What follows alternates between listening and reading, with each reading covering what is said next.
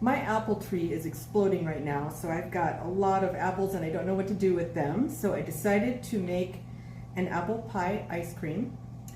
I'm going to start by cooking the apples with cinnamon, and actually I sliced up these apples and I put some lemon juice on them so that they wouldn't turn brown. I'm going to cook them with cinnamon, butter, a little bit of brown sugar, but instead of brown sugar I'm going to be using this Swerve brown sugar.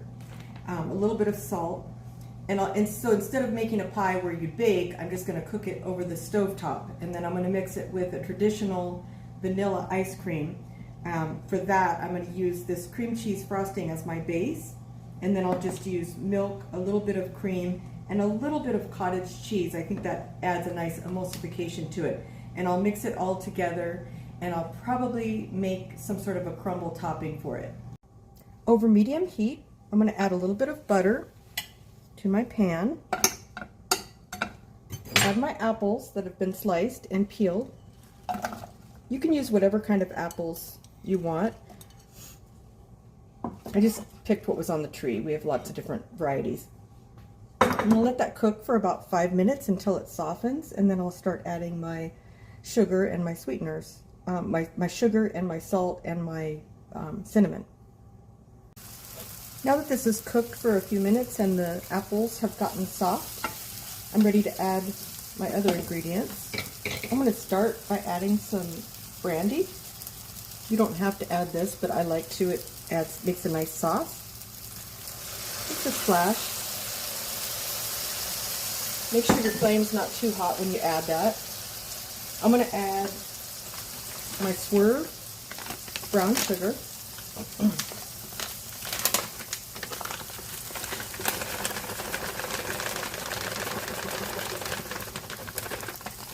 I'm just going to do this to taste, so that looks like it's probably about a half a cup. And cinnamon and nutmeg. I'm also going to do that to taste, and then I'm going to mix this up and let this cook until a nice sauce is formed. As you can see, I've got a nice sauce going and the apples are soft. I'm going to add a little bit of salt.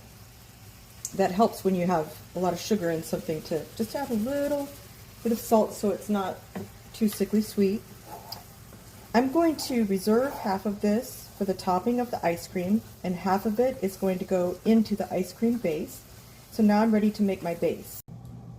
To make my base, it's going to be a basic vanilla ice cream. This is going to be like apple pie a la mode. So I'm going to take a dollop of this cream cheese frosting. It's mostly cream cheese. Actually, I'm going to take a little bit more. It's mostly cream cheese, but it does have some sugar in it. And I'm going to put this in the microwave for about 30 seconds to soften it up. But before I do that, I'm going to add a little bit of milk so it doesn't stick to the bottom. Now that I've got this heated up, I'm ready to add my other ingredients. I'm going to add a little bit of cream. I'm going to shake this. Always a good idea to shake your cream a little bit so it doesn't get lumpy. Maybe just like a couple tablespoons. This is going to be mostly milk. I'm going to add a little bit of cottage cheese.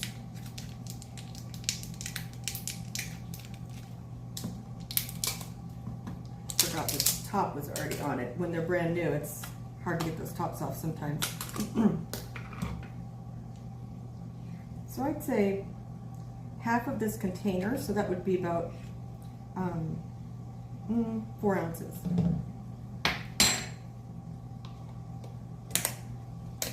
Now what I did is I took my apple mixture and I put some of it, this is to go away for the topping, and this is to go in the ice cream base. But what I'm going to do is I want some of it to be blended and some of it to be a little more chunky. So I'm going to take about half of this. And I should have mentioned that I used 4 apples. You can use however many you want. So some of them are going to be just sliced like that. Others I'm going to blend up. What else do I need? My milk.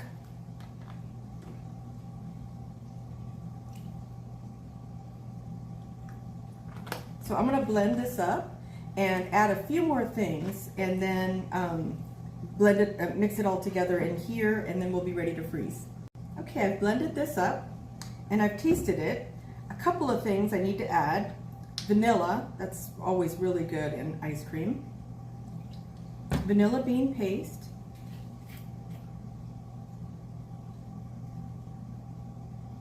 And I'm just going by sight, just a little dollop. And I'm going to add a little bit of Splenda. It's slightly sweet from the apples, but I definitely need some more sweetness to it. Now I'm not going to blend this again. I'm just going to manually stir this up. I'm going to mix it together with my apple. In fact, I'll do that right now.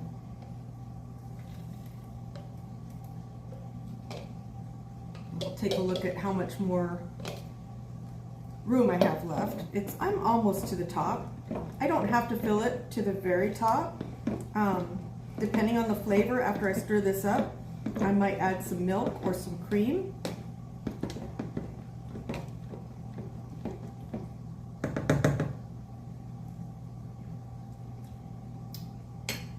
That's good. I think I'm ready to freeze.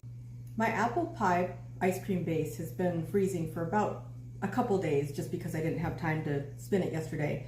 So before I spin the ice cream, I'm going to make a crumble topping. Most apple pies, I like apple pies that are like Dutch apple where they've got the crumble topping. You can make it with nuts or without. Today I'm doing it with nuts because I like nuts. So I'm using walnuts. It's probably about maybe a third of a cup, maybe third of a cup of walnuts, but it's all to taste, however much you want. I'm going to use about a cup of flour, and I'm going to try to use the mix-in feature on the Ninja CREAMi today, see how that turns out. So I'm just going to mix it up, and then I'm going to put it in the oven to get crispy. So I'm going to take a cup of flour. You can use self-rising or bread flour, it doesn't really matter. I'm going to use Swerve today. You can use regular brown sugar if you want, but I like to try to keep the calorie content a little bit less. Of course, it's still going to be high calorie because you've got flour, butter, and nuts, but at least you're not adding the sugar calories. So that's probably about, I'd say, a quarter cup of the brown sugar, and this is all to taste. You can add more sugar or less sugar if you want. I'm going to add the nuts.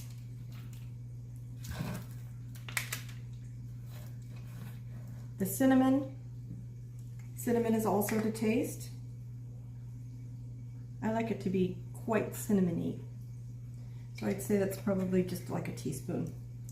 And the important part is the butter. So it's chilled butter. I just took a few pats and I cubed them. So I'm going to put them in. And I don't know if I'll need to stir this first or not. We'll see how it works. I'm going to put this in the Ninja CREAMi.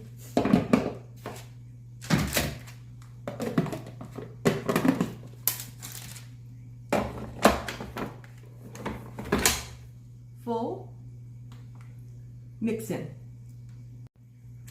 The Ninja CREAMi mix-in feature didn't work as well as I had hoped. It worked okay, but I did have to use a spoon and kind of mix it up more because it wasn't mixed up enough and it wasn't mixing it thoroughly, like it wasn't getting completely to the bottom.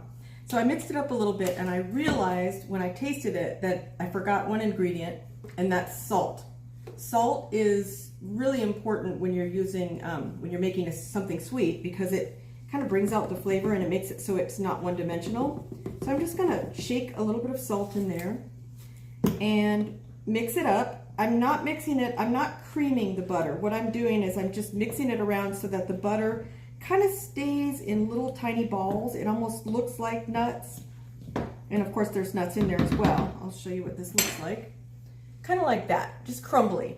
And now I'm just gonna pour it on this parchment paper. If you weren't using parchment paper, you'd probably have to use Pam or butter or something to make sure it doesn't stick.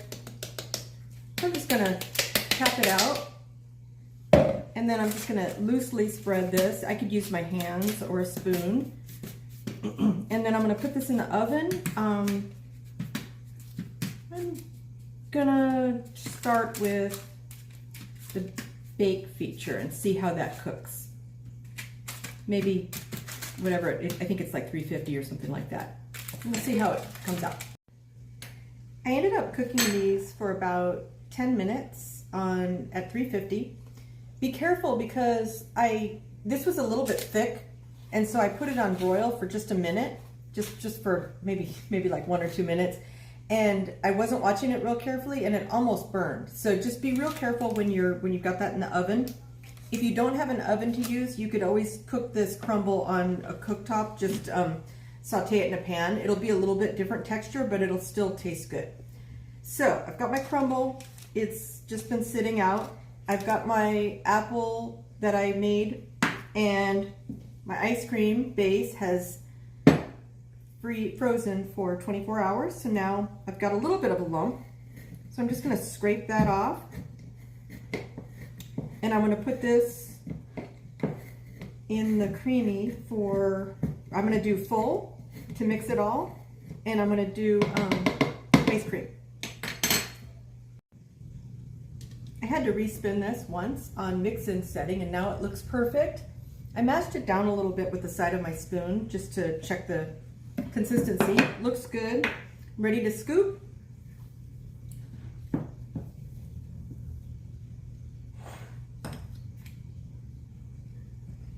Now what I like to do is taste it. It looks good. I like to taste it before I add my toppings, so I know how much topping I want to add. If I want to add any topping, it might be just good on its own. It is good on its own, but I can tell that it will be even better if I put some of these warmed apple topping with the cinnamon and the sauce, and I put a little bit of this crumble topping. Now it's going to be really good. Now I'll show you how it looks, and I'll taste it, and I'll try to get a bite with the apple and the crumble in there.